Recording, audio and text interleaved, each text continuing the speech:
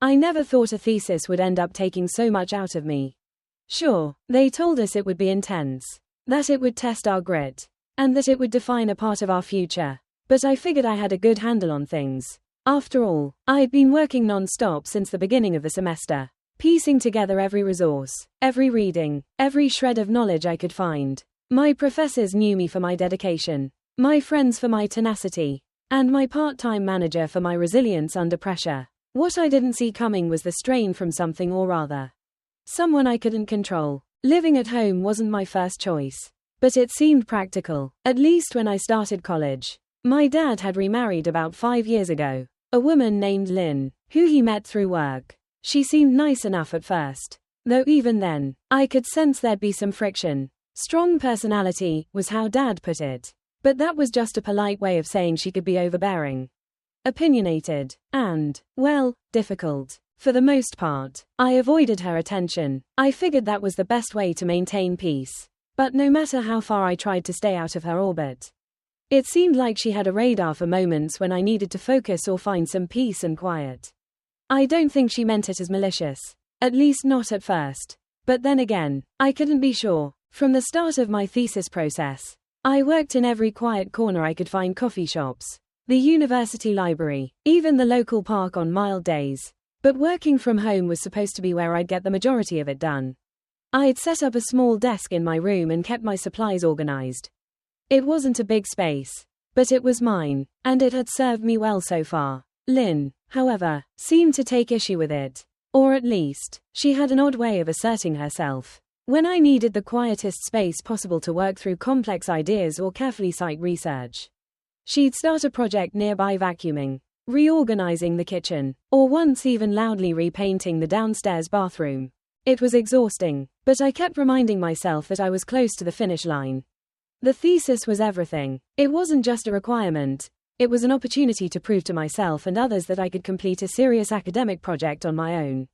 I'd written, rewritten, scrapped entire sections, started over, and built it up again. Sometimes, I worked late into the night, eyes burning and hands aching, determined to make it perfect. And when the end of the semester loomed just around the corner, I buckled down even more, shutting out everything, including Lynn's daily annoyances. As the deadline grew closer, her behavior seemed to escalate. Or maybe it was just me feeling the pressure of it all. I was barely sleeping, and every time she interrupted me, it was like a needle piercing straight through my nerves. She'd make comments here and there about how a real job was something practical, something that didn't involve sitting in front of a screen all day. Why don't you help around the house more? You're just on that computer all day, she'd say, like it was a choice, like I wasn't fighting tooth and nail to stay ahead. I took it, though. I had to. There was too much riding on my work for me to waste energy on arguments. But somewhere deep down, I couldn't help but feel the resentment grow. It was like a small stone in my stomach, weighing me down just a little more each day. One morning, I woke up feeling a little lighter, like I was finally nearing the end. I had most of my thesis outlined, the core chapters drafted, and only the conclusion left to finalize. The day was quiet, with the house feeling unusually empty. Dad was at work, and Lynn had gone out to run errands. It was the perfect day to knock out the last stretch of writing and hopefully finish early enough to relax for the first time in weeks. When I opened my door, my heart dropped. My laptop was gone. I thought maybe I'd left it in the living room the night before. Or maybe I'd put it in the kitchen when I'd gone for a midnight snack. I went downstairs, certain I'd find it there, but the living room was spotless. The kitchen counters bare, and no laptop in sight. For the next hour, I tore through the house, looking in every room, checking under furniture, in drawers, anywhere it might have fallen or been moved to. It was as if my laptop had simply vanished into thin air. I felt like I was going insane. I knew I'd left it on my desk, I was sure of it. I had been up until 2 in the morning editing my last chapter. Exhausted but relieved to have nearly completed my work. I checked my phone, trying to remember if I'd maybe taken it somewhere else and left it by mistake. But every clue pointed back to my desk. I began to feel nauseous as I stood in the middle of my room, trying to process the idea that the device holding every draft, every piece of research, and every long night's worth of effort was gone. Then, out of nowhere, a thought struck me, a ridiculous thought, but one that wouldn't leave my mind. Could Lynn have done this? Was it possible that she had taken it as some twisted way to teach me a lesson? I dismissed it at first. It felt absurd, paranoid even, but the more I thought about it, the more sense it made. Lynn had often complained about my laziness, calling my dedication to schoolwork a waste of time. She mentioned on more than one occasion that she thought I was milking the college experience instead of working toward a stable career. But would she actually go so far as to take my laptop? To sabotage me in such a tangible, cruel way? The more I thought about it, the more the pieces started to align. The strange satisfaction she seemed to get when she interrupted my studies. The offhand comments. The quiet but cutting digs about real work. I felt my face grow hot with anger and betrayal. Standing there, lost in thought, I realized I was out of options. I had no way to confront her directly, no proof, no evidence. But I also had no other way forward without my thesis. The reality of my situation started to sink in, the weeks. The months of hard work. Everything I had put into that document. All gone. And somewhere, maybe at the back of a drawer or the bottom of a closet. Hidden in this very house. I could imagine it sitting there, as unreachable as ever. I was paralyzed with frustration and panic. But after a few long breaths, I knew I had to keep moving. I couldn't let fear overtake me. With each minute ticking by, my thesis deadline crept closer. This wasn't just an assignment, it was my ticket to graduation. My stepping stone to a career. Without it, everything I'd worked for was at risk of crumbling away. My stomach clenched with dread at the thought of starting over. And anger simmered in me as I thought of Lynn. The idea that she'd hidden my laptop haunted me. I couldn't escape the memory of her disapproving gaze, her dismissive words about my studies, and her criticism of my priorities. It was as if, in her mind, college was nothing more than an elaborate excuse to avoid real work. I knew my dad didn't feel that way, but he was always the passive type, choosing not to engage in household conflicts and letting things go rather than confronting them.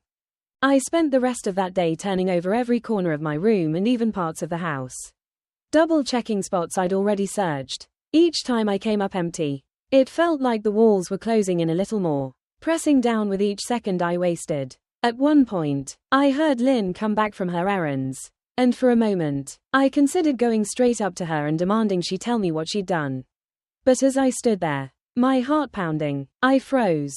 I couldn't ask her, at least not without proof. If I accused her without any evidence, she'd surely turn it against me, playing the part of the innocent stepmother wronged by an ungrateful stepchild. She could twist it around, make it seem like I was losing control under academic pressure. And if my dad got involved, he'd likely ask for peace above all else, brushing it off as another one of Lynn's quirks. No, I had to think this through. That night, I stayed up trying to come up with a solution. I needed my laptop, and I needed it fast. I figured the next logical step was to check with my university's tech department to see if there was any way I could access my files remotely. My drafts and research were mostly saved locally, but there was always a chance that a previous version had synced to the cloud at some point. I reached out to tech support the next morning, explaining my situation as best as I could without going into too much detail about my suspicions. Unfortunately, their response was exactly what I dreaded. Since I hadn't backed up my files or used their recommended storage, they couldn't recover anything. I was on my own, and the only way to retrieve my work was to find the laptop itself. My heart sank further when I got a call from my academic advisor later that day. She sounded concerned, and my stomach tightened as she explained why. A family member called the university on your behalf, she said cautiously, and informed us that you were experiencing some difficulties completing your work. Her tone was measured, almost too careful, as though she was treading on fragile ground. The words hit me like a punch to the gut. My mind reeled with disbelief as I realized Lynn had not only taken my laptop but had actively sabotaged my reputation with my university. Somehow, she'd called them, presented herself as my guardian, and spun a story about me being too overwhelmed to finish my work. Rage simmered beneath the surface, but I pushed it down. I couldn't let her take anything more from me. Not my focus and certainly not my dignity. I thanked my advisor, trying to keep my voice steady, and reassured her that I was fully committed to completing my thesis on time. I could tell she was skeptical, but she listened. Just keep us posted. Okay, she said before hanging up, her voice tinged with doubt. The moment I hung up, I felt an unbearable mixture of anger, helplessness, and resentment. Lynn hadn't just hidden my laptop, she tried to break down my reputation. My dedication, everything I'd spent years building. With my university's patience waning, I knew I had to act fast. I couldn't let my life's work, my aspirations, crumble because of her vindictive actions. There was only one option left. I had to complete my thesis from scratch. And I had to do it without my laptop. I borrowed an old, sluggish computer from a friend. It wasn't ideal, every program lagged. And I spent more time waiting for things to load than actually working. But I was determined. I barricaded myself in my room, working day and night to recreate what I could remember of my thesis from memory and printed notes. The process was agonizing, like trying to assemble a puzzle while missing half the pieces. Each page I wrote, each line I typed, felt like a small victory. Yet, beneath it all, a gnawing bitterness grew. The knowledge that all of this could have been avoided if not for Lynn's interference fueled me. Kept me working even when exhaustion clawed at my eyes. I fought to stay focused, to let the work distract me from the betrayal simmering just below the surface. For days, I barely slept, surviving on coffee and sheer determination. I started to lose track of time, my mind growing fuzzy from the relentless pace. And yet, every time I felt myself reaching my limit, I thought about everything Lynn had tried to take from me, and it drove me forward. One evening, when I felt like I was finally making some headway, I heard something strange. Lynn was in the living room, chatting with a friend on the phone, her voice low but smug. "Oh, yes, they're struggling," she said, a smirk clear even in her tone. "All those years of supposed study, and look where it's gotten them. Some people just aren't cut out for it." I felt a chill run down my spine. Any doubt I'd had about her intentions vanished. She'd wanted this to happen, wanted me to fail. I stayed quiet, knowing that I had to be strategic. I needed proof, something that would show the university the truth of what had happened. That night, I couldn't sleep. I replayed every interaction, every offhand comment, every moment of Lynn's support, piecing together a twisted pattern I hadn't fully seen before. And I resolved to confront her in a way that would force the truth to the surface. The next day, when my dad left for work, I knew it was time. I walked down to the living room where Lynn was, feeling the weight of every step. She looked up at me, surprised to see me downstairs, especially at such an early hour. "Lynn," I began, my voice cold and steady, "I know you took my laptop." She didn't react at first. She just stared at me, unflinching, as though daring me to accuse her outright. After a tense pause, she shrugged, her expression calculating. "Oh, and what makes you think that?" Her nonchalance only stoked my anger. But I kept my voice calm. "Because it's gone, and I know it didn't disappear on its own. You knew how important my thesis was, and you took it, and then, you called my university to tell them I wasn't capable of finishing." There was a flicker in her expression, an almost imperceptible glimmer of satisfaction. But she remained silent, letting the accusation hang in the air. "You wanted me to fail," I said quietly, the words tasting bitter. "I don't know why, and frankly, I don't care anymore. But know this, I'm not giving up. You can't take this from me, no matter how hard you try." For the first time, she seemed to falter. Her smirk faded, replaced by a slight frown, and I could see a flash of doubt in her eyes. She turned away, pretending to be uninterested, but I could tell my words had hit their mark. Without another word, I turned and walked back to my room. There was nothing more to say, nothing that could change what she'd done or take away the hurt she'd caused. But as I shut my door, a weight lifted from my chest. I knew I'd find a way through this, even if it meant building everything from the ground up. In the days that followed, I pushed myself harder than ever, finishing my thesis with everything I had. It wasn't perfect, but it was mine, and when I finally hit that submit button, a wave of relief washed over me. I'd done it. I'd overcome every obstacle Lynn had thrown my way, and I'd proven to myself that nothing, not even her vindictive games, could stop me. Looking back, I still felt the sting of betrayal, but I'd gained something even more valuable, the knowledge that I was resilient. No matter how much she tried to knock me down, I'd risen above it, and as I stepped out into the world, diploma in hand, I knew that no one could ever take that strength away from me. The relief of hitting submit on my thesis stayed with me for a few days. Though it was mingled with exhaustion, I had done it, managed to put it all together, even with everything working against me. But even as I tried to focus on the victory, A bitterness lingered. No amount of effort or resilience could fully erase what I'd been through. Or how my own family, Lynn, had tried to ruin what I'd worked so hard to achieve. Graduation came and went, a quiet ceremony that felt less like a celebration and more like a personal triumph. My friends and professors offered their congratulations. But they didn't know the full story. I'd kept it all inside, never quite able to explain to anyone just how intense it had all been.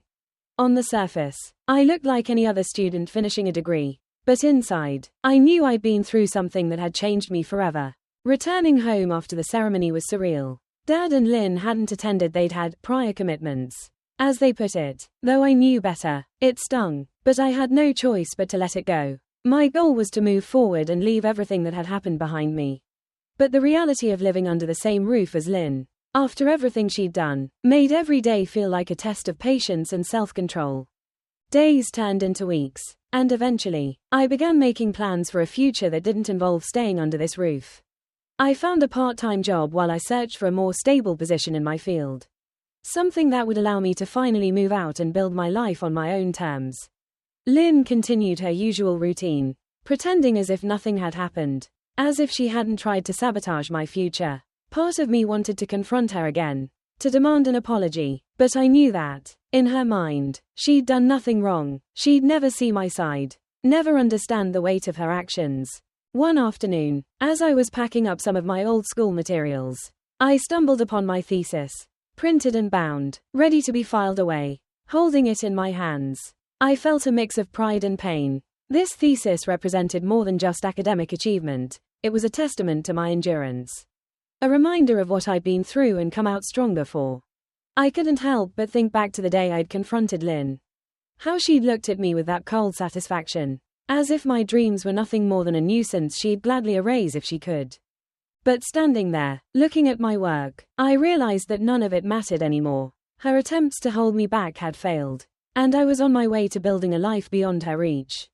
This document, this thesis, was proof that I'd survived her worst efforts. And nothing she could do would ever take that from me. A few months later, I secured a job that would allow me to finally move out. It wasn't anything extravagant, just a small place with a short commute. But it was mine. The day I left was uneventful. I packed quietly, exchanged a brief goodbye with Dad, and left without any fanfare. Lynn didn't even come to see me off. Part of me was relieved. But another part, perhaps a younger, more hopeful part, wished things had been different. Maybe someday, I thought, but for now, it was time to let go. As I settled into my new place, I felt a strange mix of freedom and loss. I'd left behind more than just a house, I'd left behind a version of myself that had constantly sought approval. That had tried to keep the peace no matter what. Living through Lynn's attempts to sabotage my future had stripped me of those illusions. I didn't need her approval, didn't need anyone's permission to live my life on my own terms. In the quiet of my new apartment, I felt a sense of peace I hadn't known in years.